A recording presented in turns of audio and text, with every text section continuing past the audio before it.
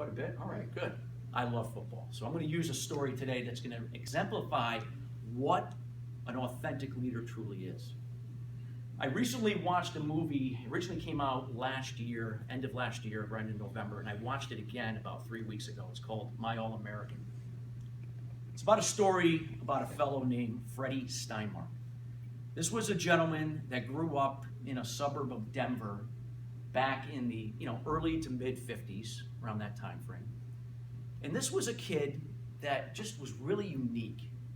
He was, not like your typical kid or typical teenager, kind of just doing his own thing and not listening and, maybe doing things that weren't appropriate at the time like normal kids do. This was a guy that really had a vision from even a young age what he wanted. He knew what he wanted to do. And what he wanted to do was to play football. And he wanted to coach one day. He knew that from a young age. Now, while other kids were out goofing around, doing what typical kids things do, this kid was out there training, running up hills, doing sprints, working out with his father, who was also a coach. He wanted this. He knew what he wanted to do at a young age. He was being his authentic self. But what more than just the sports side of it, this kid just brought out the goodness in everybody that he surrounded, even at a young age. His own family, his brothers, his father and mother, the kids that he was friends with. He just brought this good feeling, like you felt good when you were around him, that you wanted to excel at the things that you were good at when you were around this kid. Now, to give you a little background about Freddie, this was a kid that wasn't the biggest, he wasn't the fastest, but what this kid had was more heart than talent. And what that kid was able to do on the football field was beyond what you would typically see for somebody his size. He would make play after play after play. He led his high school football team to a state championship. And even with that, big schools weren't knocking on his door. You're too small, not fast enough. Hey, great, we recognize that you have a lot of heart and you're really dedicated to the game, but you're just not for the next level. You're not going to be cut out to be, play football at the college level at a Division I school. So I began looking at Division II, Division III schools, and even those schools weren't really knocking on his door. However, there was one school that kind of went beyond that. They thought outside the box. For their time, they were thinking authentically too. They were looking beyond the measurables of, hey, you got to be a certain weight, you got to be a certain height, and we're looking at what was in here. That was the type of player that they were looking for to bring onto the team. That college was the University of Texas.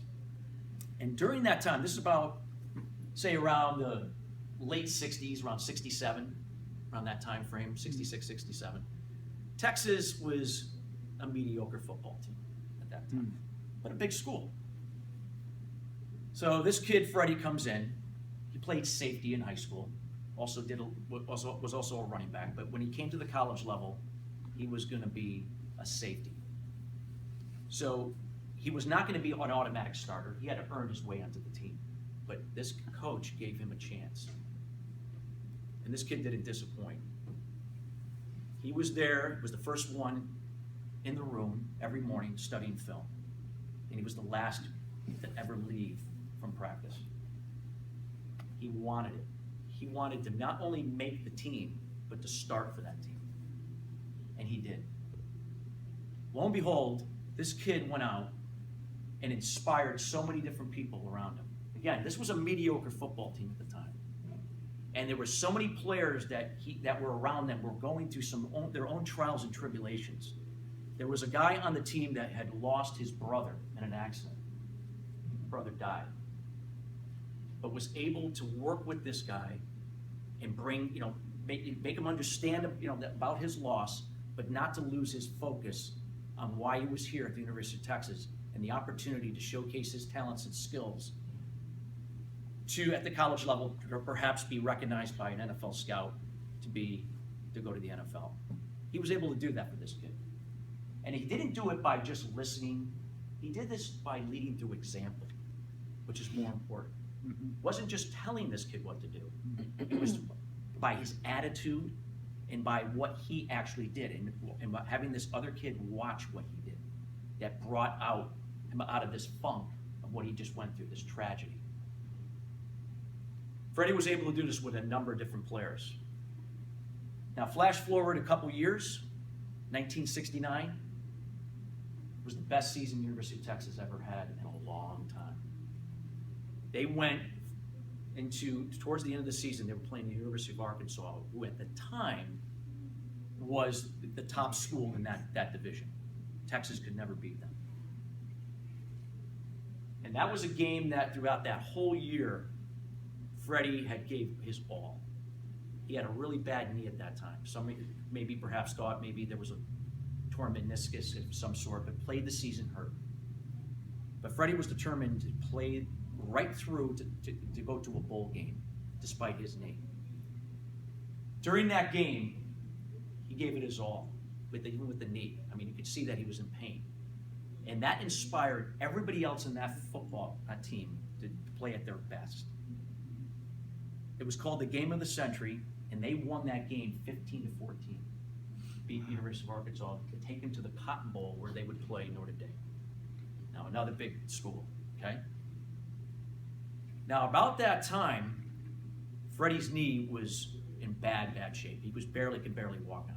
But he was determined to play. The coaches said, no, you can't play. You need to get that knee looked at right away. So Freddie had his knee looked at. Unfortunately, it wasn't a torn meniscus. It wasn't an ACL injury or just a minor knee injury at all. It ended up being a lot more, even worse than what he originally thought. It was bone cancer. And we're not talking months, weeks or months that Freddie had to have this addressed. He had to have it addressed immediately, which meant at that time they had to amputate his leg. Yeah. And when I say amputate his leg, they had to amputate from here, right from the hip. Right from the hip. Now, do you think Freddie was disappointed? Of course, he's human. The kid's been working his whole life towards this. His whole team that he's inspired, up for 4 years that he's been in college, that looked up to him as the leader that he was. The team felt like we can't operate with Freddie. But see, the thing about Freddie was it wasn't about Freddie to him. It was about his team. This was the chance to you beat Arkansas. This is a chance now to win the biggest game of your life in the Cotton Bowl against Notre Dame. You guys are going to go out there and play and win. Because you know why? I'm going to be there. And I'm going to be on the field. I'm not going to be suited up in a uniform, but I'm going to be on that field. Now, as doctors said, you're not going on the field. You got to stay here. You got cancer. You had your leg amputated. Are you crazy? Lo and behold, that day of that game, Freddie came out of that tunnel with his team on crutches with one leg. Everybody in that stadium, it was like silence. Here it is, oh my God, University of Texas, everyone hooping and hollering. Silence. You couldn't hear a pin drop as he walked out. But the thing again, when Freddie came out, he knew all the attention now was on him. Okay?